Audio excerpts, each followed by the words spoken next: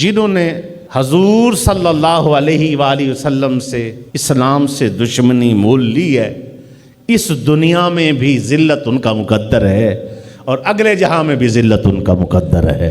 خون ہو کر، سگا چچا ہو کر اگر حضور سے مخالفت مول لیتا ہے تو اس کا انجام یہ ہے کہ اللہ رب العزت نے فرمایا تبت یدا ابی لہب و تب، ہلاک ہو گیا ابو لہب اور اس کے ٹوٹے دونوں ہاتھ۔ اب وجہ کیا بنی؟ کتنی بات کہی، ساتھیوں کو اس کا بھی علم ہو جائے۔ جب حضور نے فرمایا، اللہ کا حکم آیا اپنے قریبیوں کو دعوت دے، وَأَنذِرْ عَشِيرَتَكَ الْأَقْرَبِينَ، جو آپ کے قریبی ہیں، عشیر خون کے رشتے ہیں، دودھ کے رشتے ہیں، ان کو آپ سمجھائیں۔ تو جس وقت حضور صلی اللہ علیہ وسلم نے ان کو اکٹھا کیا، اگر میں کہوں دشمن حملہ کر رہا ہے اس پہاڑ کے پیچھے تو کیا کہیں گے؟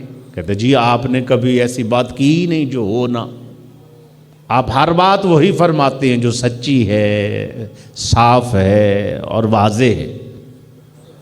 تو آپ نے فرمایا جب تم مجھ پر اتنا یقین کرتے ہو میں جو فرماتا ہوں سچ فرماتا ہوں، پھر یقین کرو کہ میں اللہ کا رسول ہوں، میں اللہ کا رسول ہوں۔ اس وقت ابو لہب نے یہ جملہ بولا، جس ہاتھ سے آپ ہمیں یہ سمجھاتے ہوئے اشارے کر رہے تھے، نعوذ باللہ آپ کا وہ ہاتھ ٹوٹے۔ تو اللہ نے جواب میں کیا فرمایا؟ تیرے دونوں ہی ٹوٹے۔ اس کو ایک بیماری لگی، پھوڑے۔ وہ پھوڑے موسمی پھوڑے جیسے ہوتے ہیں، وہ نکلے، وہ اتنے بڑے ہو گئے، کہتے ہیں ایک ایک گھڑے جتنا ایک ایک پھوڑا ہو گیا، اتنے بدبودار، پورا علاقہ ہی بدبودار ہو گیا۔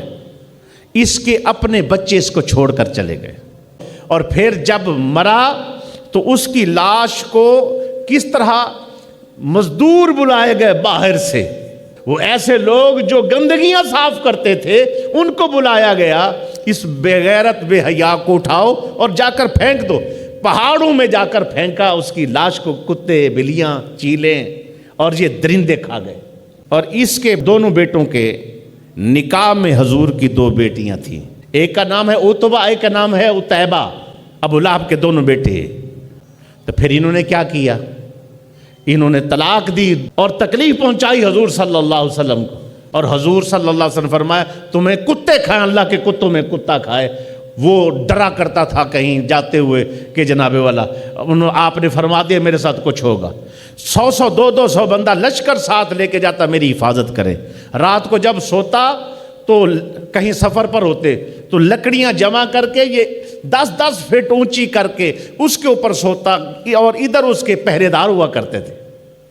لیکن پھر ایک شیر آیا، اس نے چھلانگ ماری اور اوپر گیا، اور پہلے نیچے سونگتا رہا ساروں کو، پھر چھلانگ ماری اوپر گیا، جا کر 2 ٹکڑے کیے۔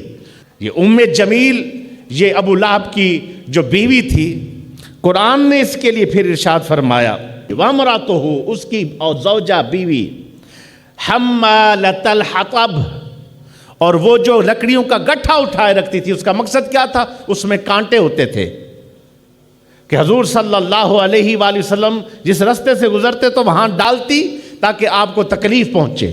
اب قرآن نے پھر کہا فی جیدہا حبل من مسد، اور پھر وہ اس کے گلے میں رسی ہوتی تھی، رسی ایسے ڈال کے رکھتی تھی اور اسی گٹھے کو باندھتی تھی۔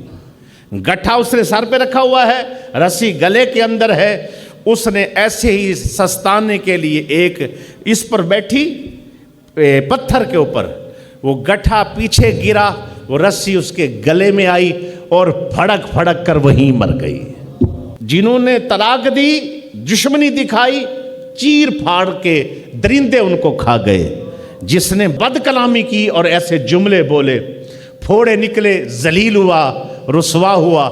اسی لیے دوستو، جنہوں نے حضور صلی اللہ علیہ وآلہ وسلم سے اسلام سے دشمنی مول لی ہے، اس دنیا میں بھی ذلت ان کا مقدر ہے اور اگلے جہاں میں بھی ذلت ان کا مقدر ہے۔